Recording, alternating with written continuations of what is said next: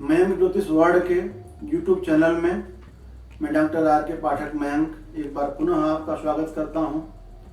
पिछले वीडियो में मैंने आपको बताया था कि मंगल दोष कब होता है, कौन सी कुंडली मांगलिक होती है। इस नए वीडियो में मैं आपको ये बताने जा रहा हूं कि यदि वर या कन्या की कुंडली मांगलिक है तो उसके मंगल का परिहार यानी दोष दूर हो रहा है कि नहीं हो रहा है। कि कुंडली में कुछ स्थितियां ऐसी बनती हैं ग्रहों की जिसके कारण मंगल दोष दूर हो जाता है या मंगल दोष बहुत कम हो जाता है। तो इस कुंडली में आप जानेंगे कि आपके बच्चे की कुंडली कितनी मांगलिक है और मंगल दोष पूर्ण है कि नहीं है, और उसकी शादी बिना मंगली कन्या या वर से हो सकती है या नहीं हो सकती है। इन सारी स्थितियों का आप जानने के लिए बहुत ही महत्वपूर्ण विषय है। इस वीडियो को स्किप बिल्कुल न करें, क्योंकि पूरी जानकारी आपको तभी मिल पाएगी जब पूरा वीडियो आप देखेंगे। तो प्रश्न उठता है कि आप वर या कन्या जो मंगली है उसकी शादी बिना मंगली से हो सकती है या नहीं हो सकती है, और वर कन्या कितना मंगली है, आइए इसके बारे में जानते हैं। मैंने आपको बताया था कि पहले चौथे सातवें आठवें 12वें घर में बैठने से वर या कन्या प्रथम दृष्टया मांगलिक होते हैं, परंतु उसका परिहार निम्नलिखित है। पहली बात यह है कि अगर वर कन्या दोनों मांगलिक हो रहे हों, चाहे वह चंद्र कुंडली या शुक्र कुंडली से ही मंगल अगर मिल रहा हो, मांगलिक हो रहे हों, तो उनके विवाह में मंगल के कारण कोई बाधा नहीं होती है।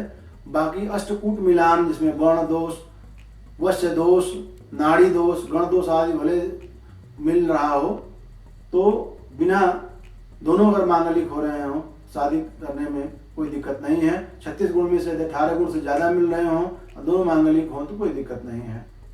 दूसरा है, यदि वर की कुंडली में जिस घर में मंगल बैठा हो, यानी पहले चौथे सातवें आठवें या 12वें किसी भी घर में यदि मंगल बैठा हुआ हो, और कन्या की कुंडली में उसी घर में शनि, राहु, केतु, सूर्य कोई भी पाप ग्रह बैठा हुआ हो, तो उस वर की शादी उस कन्या से हो सकती है यदि वो मंगली नहीं हो तभी भी। इसी प्रकार से यदि कन्या की कुंडली में मांगलिक दोष है तो जिस भाव में मंगल बैठा हुआ है, अगर वर की कुंडली में उसी भाव में कोई भी पाप ग्रह सूर्य, शनि, राहु, केतु या कोई भी पाप ग्रह बैठा हो और वो जो है वर मंगली नहीं हो, तभी भी उसकी शादी कन्या के साथ हो सकती है। अर्थात एक व्यक्ति की कुंडली में, वर या कन्या की कुंडली में जिस भाव में मंगल हो, उसके जीवन साथी के उसी भाव में कोई भी पाप ग्रह बैठा हो तो मंगल दोष दूर हो जाता है और शादी की जा सकती है। मुहूर्त चिंतामणि के अनुसार यदि मंगली कुंडली के केंद्र या त्रिकोण में शुभ ग्रह स्थिति हो और 3, 6, 11 भावों में पाप ग्रह बैठे हुए हों, और सप्तमेश जो विवाह का कारक होता है, सप्तमेश यदि सप्तम भाव में ही स्वगृही हो रहा हो, तो ऐसी स्थिति में मंगल दोष देखने की जरूरत नहीं पड़ती है। मुहूर्त पारिजात के अनुसार मेष राशि का मंगल यदि लग्न में बैठा हो, वृश्चिक राशि का स्वगृही मंगल चतुर्थ में बैठा हो, मकर राशि का उच्च का मंगल 7वें घर में बैठा हो, या कर्क राशि माने मित्र घर का मंगल यदि 8वें घर में हो, या धनु राशि या मित्र घर का मंगल 12वें घर में हो, तो भी मंगल दोष देखने की जरूरत नहीं है, मंगल दोष समाप्त हो जाता है। प्रकारांतर से वृष राशि का मंगल 7वें घर में और कुंभ राशि का मंगल 8वें घर में होने से मंगल दोष नहीं देखा जाता। मुहूर्त दीपक के अनुसार कुंडली के द्वितीय भाव में चंद्र के साथ यदि शुक्र बैठा हुआ हो, मंगल गुरु के द्वारा दृष्ट हो, केंद्र में कहीं भी राहु बैठा हुआ हो या केंद्र में राहु के साथ मंगल बैठा हुआ हो, तो मंगल दोष अविचारणीय है, मंगल दोष देखने की जरूरत नहीं है। मुहूर्त दीपक के ही अनुसार लग्न में यदि बलि गुरु या शुक्र विराजमान हो, तो बकरी, नीच राशि का या अस्त हुआ मंगल या शत्रु के घर का मंगल कोई दोष नहीं देता है, वह दोष दूर हो जाता है। यदि मंगल के साथ चंद्र, गुरु, शनि में से कोई भी ग्रह बैठा हो, या शनि की पूर्ण दृष्टि से 3, 7, 10 घर को देखता है, तो यदि शनि की पूर्ण दृष्टि मंगल पर पड़ रही हो तो भी मंगल दोष नहीं लगता है। यदि केंद्र या त्रिकोण में गुरु बैठा हो, केंद्र में चंद्रमा बैठा हो, 6ठे या 11वें भाव में राहु की स्थिति हो, तो भी मंगल दोष देखने की जरूरत नहीं है। बिना मंगली कन्या से भी या वर से भी शादी कर सकते हैं। इसी प्रकार मिथुन राशि का मंगल 7वें घर में हो या कर्क लग्न की जन्म पत्रिका में 8वें घर में मंगल बैठा हुआ हो, अथवा कन्या लग्न में पहले, चौथे या 7वें घर में मंगल हो, तो मंगल दोष पूर्ण नहीं होता है, उसका दोष समाप्त हो जाता है। यदि द्वितीय भाव में शुक्र हो या मंगल के साथ राहु बैठा हो या मंगल पर बृहस्पति की पूर्ण दृष्टि पड़ती हो, तो भी मंगल शुभ हो जाता है, उसकी अशुभता दूर हो जाती है। इसके अतिरिक्त यदि वर या कन्या कि जब हम कुंडली का मिलान कर रहे हों, यदि 27 गुण से ज़्यादा बन रहा हो और दोनों की राशि के में, दोनों के वर की राशि और कन्या की राशि के जो राशिस होते हैं, राशि जो मालिक होते हैं, वो आपस में मित्र हों, और यदि वर कन्या की कुंडली का मिलान 27 गुण से ज़्यादा हो और साथ साथ दोनों के गण एक हों, जैसे दोनों मनुष्य गण के हों या दोनों राक्षस गण के हों या दोनों देवगण के हों, माने गण एक हो, राशि मैत्री हो और 27 गुण से ज़्यादा यदि मिल रहे हों, तो यदि मंगली लड़का है, लड़की मंगली नहीं, तो भी शादी कर सकते हैं, या लड़की मंगली है, लड़का मंगली नहीं है, तो भी शादी करने में कोई दिक्कत नहीं होती है। सप्तम में मकर राशि या कर्क राशि का मंगल दोषपूर्ण नहीं होता है। साथ ही अष्टम भाव में धनु या मीन राशि का मंगल भी दोष नहीं देता है। 12वें भाव में वृष या तुला राशि का मंगल अथवा कुंभ या सिंह राशि का मंगल दोषपूर्ण नहीं होता है। ऐसे मंगल को दोषपूर्ण नहीं माना जाता है। अंतिम स्थिति यह है कि मंगल के साथ बुध की स्थिति हो या मंगल के साथ बुध बैठा हो या मंगल पर बुध की पूर्ण दृष्टि हो, तो भी आधुनिक मान्यता के अनुसार वह दोष दूर माना जाता है। अब आते हैं स्वतः निरस्त मंगली दोष। कुछ स्थितियां ऐसी भी होती हैं जो कुंडली में बनती हैं, जो मंगल दोष दूर करने की जरूरत नहीं पड़ती है, ऑटोमेटिक जो है मंगल दोष निरस्त हो जाता है।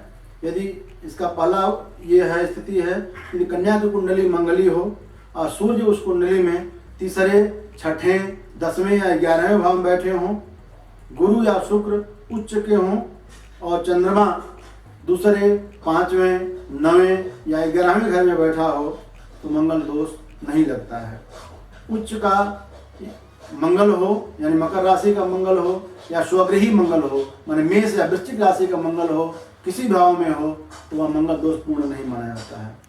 यदि कुंडली के एक लग्न कुंडली होती है, चलित भाव कुंडली होती है, तो चलित भाव कुंडली में देखें मंगल यदि किसी घर में न पड़ के संधि में पड़ रहा हो, तो भी मंगल दोष दूर हो जाता है, मंगल दोष पूर्ण नहीं होता है। कुंडली में देखें मंगल किस नक्षत्र में है। यदि मंगल अश्विनी, मघा या मूल नक्षत्र में, अश्विनी पहले नक्षत्र, मघा नवीं नक्षत्र या मूल 19वें नक्षत्र, 1, 9, 19 इन नक्षत्रों में यदि मंगल बैठा हुआ हो, तो मंगल दोष पूर्ण नहीं होता है। ज्योतिष निरंतर शोध की प्रक्रिया का काम है। आधुनिक शोधों के अनुसार मंगली दोष का यह भी परिणाम देखा गया है।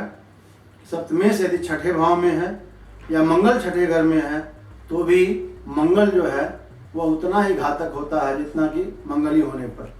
मंगल के साथ यदि शुक्र कुंडली के किसी भी भाव में बैठा हुआ है, तो वह अधिकतर जान पहचान के वर या कन्या के साथ या प्रेम विवाह के योग बनाता है। और यदि सप्तम भाव में यह योग हो, 9वें घर में यह योग हो या पंचम भाव में यह योग हो, तो वर शीघ्र ही उसकी कन्या, उसकी पत्नी का देहांत हो जाता है और वह विधुर हो जाता है। इसलिए ऐसे लोगों की कुंडली मिलान अवश्य करके ही विवाह करना चाहिए। शुक्र यदि मेष, वृष, मिथुन, मकर या कुंभ राशि का हो, तो दाम्पत्य जीवन बहुत ही सुखप्रद और मधुर होता है। वर का शुक्र जिस राशि में है, यदि वही राशि कन्या की हो, मान वर का शुक्र जिस राशि में बैठा हो, कन्या की यदि वही राशि होती हो, तो वैवाहिक जीवन सुख में हो जाता है। इस प्रकार से यदि मंगल दोष का परिहार हो रहा हो, अर्थात मंगली दोष दूर हो रहा हो, इसके लिए जो परिस्थितियां मैं बताया हूँ, इन सूत्रों को मिला लें। और ये सूत्र जो है मैं बताया हूँ, यह प्रबुद्ध ज्योतिषियों के लिए बहुत ही लाभप्रद होगा। और इसको यदि मंगली कुंडली है, तो किसी प्रबुद्ध ज्योतिषी से जरूर मिलान करने के उपरांत ही विवाह करें, तभी यह विवाह श्रेयस्कर होगा और वर और कन्या का दाम्पत्य जीवन सुखद होगा। आशा है यह जानकारी बहुत ही आपके लिए उपयोगी होगी, अच्छी लगी होगी। यह जानकारी न केवल आम लोगों के लिए बल्कि ज्योतिषियों के लिए भी बहुत उपयोगी सिद्ध होगी। जब आप कुंडली का मिलान करते हैं, इन सूत्रों के आधार पर मिला करके देख लें कि कन्या या वर की कुंडली में मंगल दोष का परिहार यदि हो रहा है तो बिना मंगल वाले वर या कन्या के साथ भी विवाह कर सकते हैं, कोई दिक्कत नहीं होती है। इस वीडियो में इतना ही। इसके बाद मंगल के दोष को दूर करने या अन्य चीज़ों के लिए इस हमारे मयंक ज्योतिष वर्ल्ड चैनल को देखते रहें। इसमें बहुत सारी ऐसी जानकारियाँ आपको मिलेंगी।